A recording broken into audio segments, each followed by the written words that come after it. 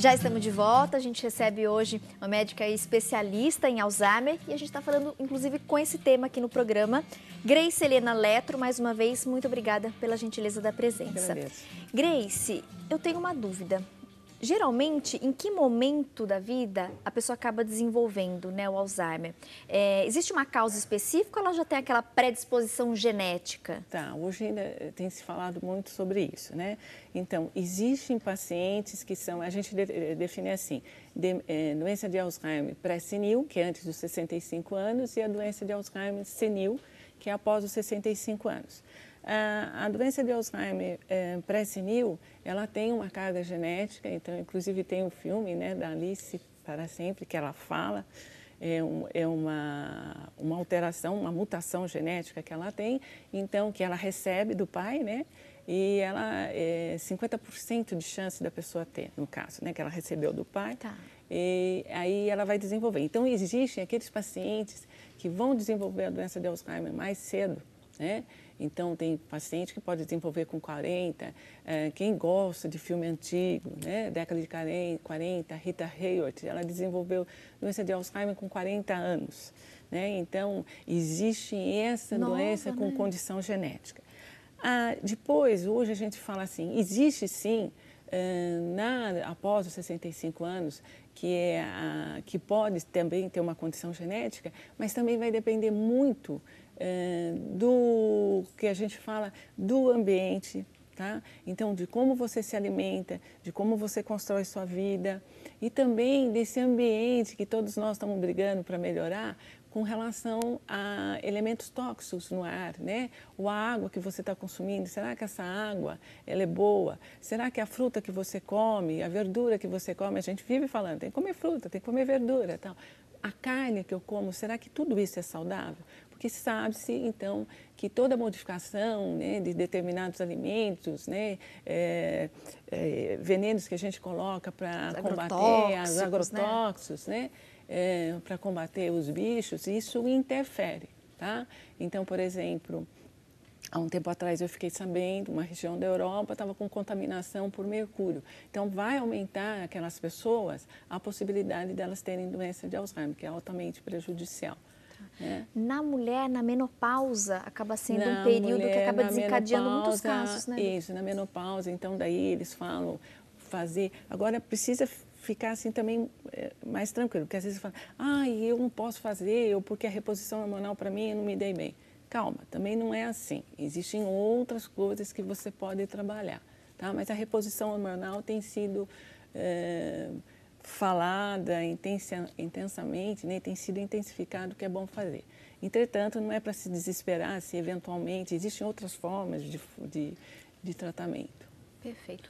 Doutora, em relação aos distúrbios comportamentais, a gente falou essa questão da memória, né? Então, acho que a principal característica, né, e sintoma da doença de Alzheimer é o esquecimento das coisas do presente, né? A memória do passado, a pessoa mantém. Ela vai perdendo. Tá? E aí, geralmente, é do presente que a pessoa acaba esquecendo mais fácil. E a questão dos distúrbios de comportamento, a gente percebe muito nas pessoas que acabam desenvolvendo a doença, então a irritabilidade, a própria teimosia. Como lidar com isso, doutora? Porque quem tem parente, né? Às vezes a gente não sabe nem como falar, o que argumento usar. Tem alguma orientação? Tem. A gente orienta, sempre que possível, não usar um medicamento que nós chamamos de antipsicótico, tá? Não é que não se deve usar. Tá? Porque às vezes o neurologista passa porque precisa, ou muitas vezes é tratado pelo psiquiatra também, que também trata a doença de Alzheimer, ou o geriatra, que também trata a doença de Alzheimer, e às vezes é necessário. Mas a gente sempre, quando usar, usa-se em curto período. A gente sempre vai tirar porque o antipsicótico dá outras coisas que a gente procura evitar. Mas o que é muito importante é quando entender que você tem um paciente que ele não sabe, quer dizer, você tem um familiar, seja seu pai, sua mãe, seu sogro, sogra, que não sabe, né? Ele não sabe o que está acontecendo com ele. Ele perdeu, vamos dizer, ele perdeu o que eu sou, né? Ele deixou de saber quem ele é. né? E essas pessoas, umas são mais calmas, mais tranquilas, e outras são mais ou irritadas, ou agressivas. Então, você tem que saber trabalhar. E, geralmente, pacientes mais agressivos estão muito ligados à família, que é muito assim, que todo mundo é muito estressado. Então, quando você lida com um paciente com Alzheimer, tem que entender. Você vai falar 10 vezes a mesma coisa, ele não vai lembrar. Ele fala assim, entendi, e ele vai voltar a fazer. Quando ele quiser, vamos lá, quer sair, mas você não pode sair por vários motivos, N motivos. Não adianta você chegar para ele, agora eu não vou, porque vai ficar aquela luta, né? Porque ele vai insistir que quer sair. Ele vai insistir, eu vou sair, ele vai pegar a chave, né? Ele ou ela vai pegar a chave e vai embora, né? Vai embora. Você virou, né, como a gente brinca, virou a esquina, ele está saindo. Então, o que você fala? Então tá bom. Então, você quer sair? Então, vamos sair. Então, tudo bem, vamos sair. Eu só vou pegar uma malha, ou eu vou dar uma penteada no meu cabelo. Vou passar um batom, espera passar um batom, mas você me espera aí. Senta aí no sofá, né, que nós vamos. Nesse inteirinho, ele acaba esquecendo. E você não irritou. Então, na maioria das vezes, nós irritamos os pacientes, não por maldade, né? É porque a gente quer que entenda. Porque ou então ele chega e fala assim, eu não vou tomar banho. Você quer o teu pai ou a tua mãe, seja quem for, você quer limpo, cheiroso. Né? E você tem horário, né? E você fica assim, ai meu Deus, tem horário. E ele não quer tomar banho. Ele não quer tomar banho, porque ele não vai tomar, ele não tira a roupa. E como que eu posso convencer ele, doutora? Então, aí você tem que dar um tempo. Então, papai, vamos tomar banho? Agora eu não vou, já tomei, não sei o quê.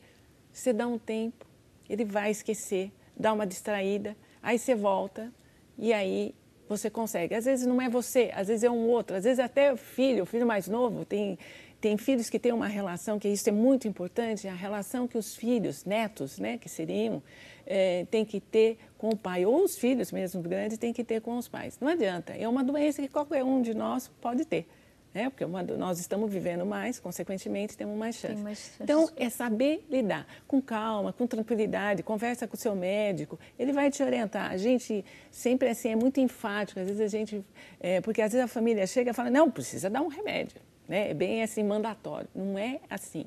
Vamos ver o que está acontecendo. O que a gente pode fazer, além da medicação, doutora, para ajudar esse paciente a ter mais qualidade de vida? E outras coisas. Além das medicações que nós usamos para tratar a doença, no sentido de melhorar a qualidade de vida, pelo menos até um certo ponto, é você fazer, esse paciente fazer terapia ocupacional. Ela é muito importante, tem várias atividades na terapia ocupacional que o paciente faz, distrai o paciente, fazer fisioterapia, porque eles vão ficando, eles não vão andando, eles vão ficando mais duros. E é muito bom esse contato, porque o pessoal, tanto da terapia ocupacional como da fisioterapia, eles conversam, eles batem papo, e isso distrai, torna a vida dele melhor. Ele não vai lembrar nada do que você falou, não interessa, mas você dá naquele momento, daquele momento agradável. E ele, tendo isso, ele também volta melhor para casa. Tá? Então, isso é uma coisa que a gente sempre fala para o paciente. Tem que fazer. Muitas vezes as famílias são resistentes, mas tem que fazer. Doutora, a gente recebeu uma perguntinha de uma telespectadora, a Lígia Raquel de Carvalho. Beijo para você, Lígia. Tati, minha mãe tem Alzheimer. Isso significa que eu vou ter também?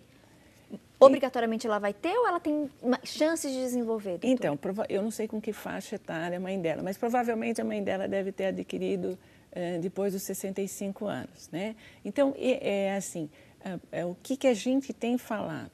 Não quer dizer porque tem alguém na família, tá? Ter um na família não quer dizer que vai ter, porque a gente fala assim, a doença de Alzheimer é esporádica. E também tem uma outra coisa, que é o fator de risco e idade. A idade, ela influencia muito para os pacientes terem doença de Alzheimer. Por exemplo? Por exemplo, pacientes com 65 anos, eles têm, vamos lá, 5% de chance. Mas isso vai dobrando a cada 5 anos. Então, por exemplo, um paciente com 85, ele pode ter lá de 30 ou mais porcentagem, né? 30% a mais, 40%, 50% a mais de ter doença de Alzheimer. Então, não precisa ficar estressada. Mas sim, como não só para ela, para mim, para você e para todo mundo, cuidar dos fatores de risco. Então, esse é o importante. Vamos finalizar, então, falando sobre isso, doutora, dando essas dicas para quem está em casa, para a gente tentar aí prevenir, cuidar do corpo. Então, quais são esses fatores de risco e como a gente pode cuidar deles? Bom, Primeiro, você tem que ser uma pessoa, tipo, ver se você não é hipertenso, se você não é diabético, se você não tem um triglicérides alto, um colesterol alto. Tudo isso influencia para desencadear a doença? Isso influencia muito, tá? Então, a parte cardiológica sua, então, seu coraçãozinho, cuidar dele, tá? Ter amor por ele, fazer atividade física. A atividade física ela é muito importante, ela melhora muito a cognição. Então, isso é muito mais. Então, vou aprender a dançar. Ótimo, porque também é um aprendizado novo. Então, é uma outra coisa. E sempre, não esquecendo, são os aprendizados. Tudo que você pode aprender. Língua, dança, qualquer coisa que você queira fazer. Estar aberto ao conhecimento, coisas Estar aberto, novas. você não pode deixar. E cuidar do corpo e da saúde, né, doutora? Sim, com certeza. Foi um prazer tê-la aqui. Espero que você volte em outras oportunidades para a gente falar mais. Recebemos então a médica Grace Helena Letro, também professora, palestrante.